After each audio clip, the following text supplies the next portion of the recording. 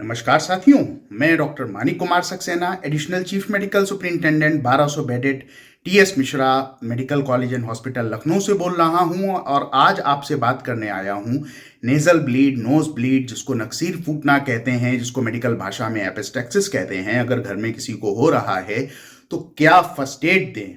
दूसरा चीज, first aid से जब नेजल ब्लीड रुक जाए तो उसके बाद ऐसा क्या ना करें कि दोबारा नेजल ब्लीड ना हो, या ऐसा क्या करें कि दोबारा नेजल ब्लीड ना हो। यहाँ ये तथ्य उल्लेखनीय है कि 100 में से 90 nasal bleed non serious nature की होती हैं, घर पर फर्स्ट एड से रुक जाती हैं। फिर भी आपको सलाह है कि अगर नेजल ब्लीड हो रही है और जो मैं मेजर्स बता रहा हूँ उससे रुक जा रही है, उसके बाद अपने ईएनटी विशेषज्ञ की सलाह जरूर लें। इससे पहले कि मैं आपको बताऊं कि नेजल ब्लीड होने के दौरान हमको क्या करना है, आपको नाक की जो, ये आपको पता है ये हार्ड पार्ट है, यहाँ हाथ लगा के देखेंगे हड्डी है, ये सॉफ्ट पार्ट है। तो इस चित्र को अगर हम देखते हैं तो इस चित्र में नाक का ये रहा हार्ड पार्ट ऊपर वाला, ये रहा सॉफ्ट पार्ट। एक ब्लड वेसल यहाँ पर आती है जो कि होंठ से आती है, एक ब्लड वेसल तालू से आती है, एक ब्लड वेसल नाक के पीछे से आती है और दो इधर आंख की तरफ से आती हैं। ये पांचों ब्लड वेसल यहाँ पर एक गोल जो एरिया आप देख रहे हैं यहाँ पर आकर इकट्ठा हो जाती हैं, इसको लिटिल्स एरिया कहते हैं। और यहीं पर ब्लड वेसल्स के इरोड होने की वजह से नाक से खून बाहर निकलता है। तो ये सॉफ्ट पार्ट है जिसके पीछे वो वाली ब्लड वेसल्स होती हैं जिनसे खून निकलता है। अब अगर किसी व्यक्ति को एपिस्टेक्सिस शुरू हो रही है तो उनको सबसे पहले क्या करना है, सबसे पहले उनको इस सॉफ्ट पार्ट को कस के पिंच करके रखना है और कम से कम 15 मिनट। बहुत सारे लोग यहाँ हार्ड पार्ट को पिंच करके रखते हैं। अभी आपने देखा कि यहाँ पर कोई ऐसी ब्लड वेसल स्किन और बोन के बीच में नहीं है जहां से ब्लीड हो रहा है। ब्लीड कहां से हो रहा है, जो सॉफ्ट पार्ट के पीछे ब्लड वेसल्स हैं सॉफ्ट टिश्यू में, उनसे ब्लीड हो रहा है। तो आपको सॉफ्ट पार्ट को पिंच करके रखना है, हार्ड पार्ट को नहीं, और कम से कम 15 मिनट आपको पिंच करके रखना होगा। तब जाकर ये नोजल ब्लीड सबसाइड होने का संभावना रहेगी। अधिकांश केसेस में सबसाइड हो जाती है।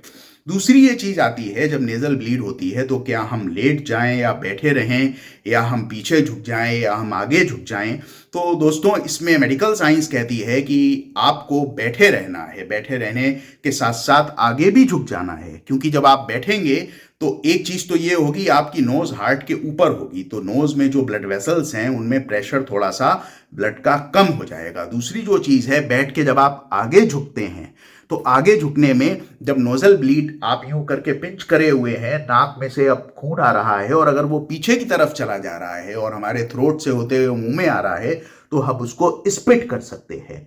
मुंह में खून आ रहा है, उसको स्पिट करेंगे। अगर आप ऐसे कर लेंगे तो वो खून पीछे से होता हुआ, थ्रोट से होता हुआ हमारे स्टमक में पहुंच जाएगा और वहां पर वो ऐसी चीज नहीं है जिसको स्टमक पसंद करता है। तो हमको नौजिया महसूस होता है, हमको वॉमिटिंग जैसा महसूस होता है और बहुत ज़्यादा ब्लड इकट्ठा होने पर फिर अचानक से वो बाहर भी आ सकता है और हम घबरा भी सकते हैं। तो इम्पॉर्टेंट चीज़ क्या हो गई कि हमको लेटना नहीं है, हमको पीछे नहीं झुकना है, हमको बैठे रहना है और बैठे रहना है, आगे झुके रहना है, नाक को ऐसे पिंच करे हुए, और साथ में 15 मिनट तक ये प्रोसीजर कम से कम करना है। अगर मुंह में थोड़ा बहुत ब्लड आ रहा है तो उसको स्पिट कर देना है, उसको हमको अंदर नहीं ले जाना। एक और इम्पॉर्टेंट चीज़ बताना चाहूँगा, ये हम लोगों जैसे मैं फैमिली फिजिशियन हूं तो ईएनटी वाले इसको वेलोरस साइन कहते हैं। जैसे मान लीजिए इधर से खून आ रहा है तो लोग यूं टिश्यू पेपर लगा लेते हैं, तो इसको यूनिलेटरल वेलोरस साइन कहते हैं। दोनों तरफ से आ रहा है तो यूं लगा लेते हैं, इसको बाइलेटरल वेलोरस साइन कहते हैं। वेलोरस एक जानवर होता है जिसके इस तरीके के प्रोसेस निकले होते हैं सफेद रंग के, तो इसको करने का कोई लाभ नहीं। अब यहां से अगर ब्लीड आ रहा है और आप पिंच करने के बजाय यूं सॉफ्ट पेपर लगा ले रहे हैं, टिश्यू पेपर लगा ले रहे हैं, आई एम सॉरी, तो ये सारा का सारा ब्लड ट्रिकल करके नीचे आ जाएगा। तो इसको वेलोरस साइन कहते हैं, मतलब ऐसा वेलोरस sign which is incorrect manner to treat the nasal bleed.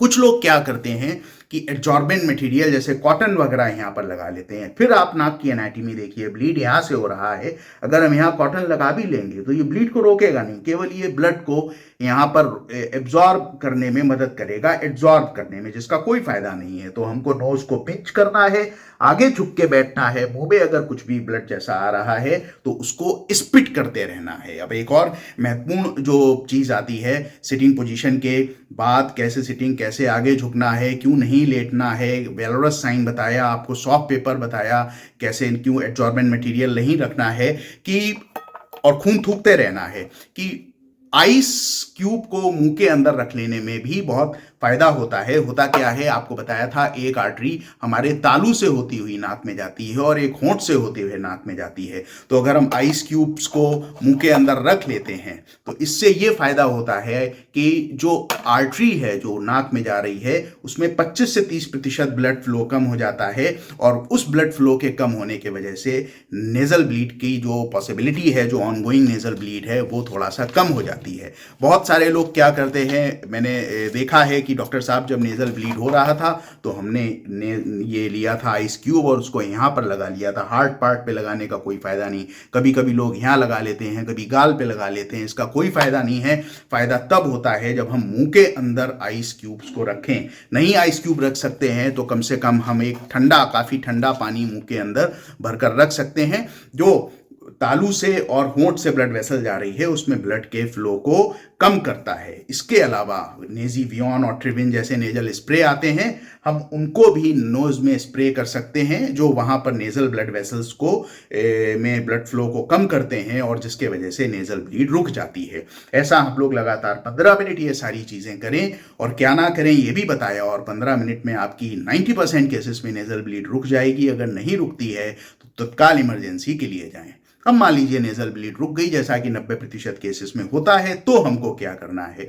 होता यह है, जब हम लगातार यूं 15 मिनट करे रहते हैं तो यहाँ पर छोटा सा खुरंट बन जाता है, चाहे इधर से हो रहा हो, चाहे इधर से हो रहा हो, चाहे दोनों तरफ से हो रहा हो। आमतौर पर एक तरफ से ब्लीड होता है। तो अगर हम नाक के अंदर उस खुरंट को निकालने की कोशिश करते हैं, क्योंकि थोड़ी देर बाद जो ब्लड क्लॉट है वो श्रिंक करके खुरंट जैसा बनने लगता है, नाक में खुजली होती है, तो जैसे ही वो खुरंट हटता है फिर से ब्लीडिंग शुरू हो जाती है। बच्चों को समझाना बड़ा मुश्किल होता है कि भाई आप नाक में उंगली मत डालिए, लेकिन और कोई चारा नहीं है। तो नाक में हमको किसी भी तरीके का उंगली या कोई भी ईयरबड वगैरह नहीं डालनी है।